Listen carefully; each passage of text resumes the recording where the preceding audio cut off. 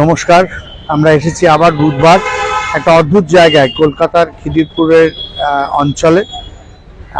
Bus stand, জমজমাট এলাকা, flyover নেমেছে। আমরা দেখাই একটা অদ্ভুত জিনিস। এই জায়গাটা দেখুন, এটা কুয়ো।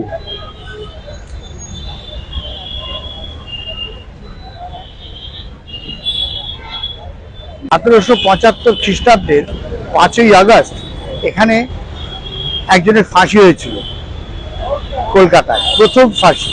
এক ব্রাহ্মণ সন্তান মহারাজা নন্দকুমার, যার নামে আপনারা জানেন যে তমলুক যেতে নন্দকুমার মোড় পড়ে। অত্যন্ত সৎ একজন ব্রাহ্মণ সন্তান, যাকে ক্লাইভও অত্যন্ত পছন্দ করতেন।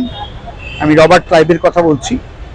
কিন্তু 1763 সালে যখন ওয়ারেন হেস্টিংস বর্ধমান, হুগলি, বীরভূমের খাজনা তোলার দায়িত্ব পেলেন, তখন উনি চুরি করলেন। সেই চুরিটা ধরেছিলেন এই নন্দকুমার। তখন হেস্টিংসকে, ওয়ারেন হেস্টিংস, যিনি পরে গভর্নর জেনারেল হয়ে আছেন, তাকে ইংরেজ সেই সময় তাকে সরিয়ে দেওয়া হয়। ইস্ট ইন্ডিয়া কোম্পানি থেকে তাকে বিলেতে পাঠিয়ে দেওয়া হয়। কিন্তু ভাগ্যের পরিহাস যে 1773-এ গভর্নর জেনারেল হয়ে এলেন সেই ওয়ারেন হেস্টিংস, এবং সেই ওয়ারেন হেস্টিংস এসে উনি দেখলেন যে নন্দকুমারকে হাত করতে হবে। উনি নন্দকুমারকে সেই সময় 3 লক্ষ টাকা ঘুষ দিতে চাইলেন। নন্দকুমার রাজি হলেন না। তখন ওয়ারেন হেস্টিংস দেখলেন এ তো সাংঘাতিক ব্যাপার, এ ঘুষ নেয় না, সুতরাং একে সরিয়ে দিতে হবে।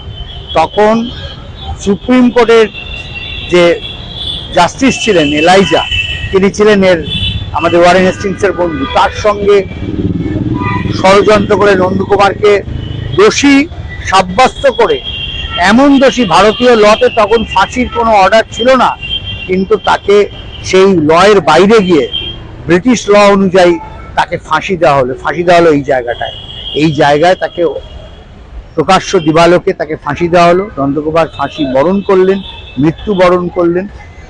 কিন্তু একটা কলঙ্কিত অধ্যায় হয়ে থাকলো। পরবর্তীকালে হেস্টিংসকে যখন পুরোপুরি এটার ফয়সালা হলো, তখন প্রমাণিত যে হেস্টিংসই চোর ছিলেন, হেস্টিংসই দুর্নীতি করেছিলেন, এবং তার জন্য হেস্টিংসকে বরখাস্ত করে দেওয়া হয়েছিল।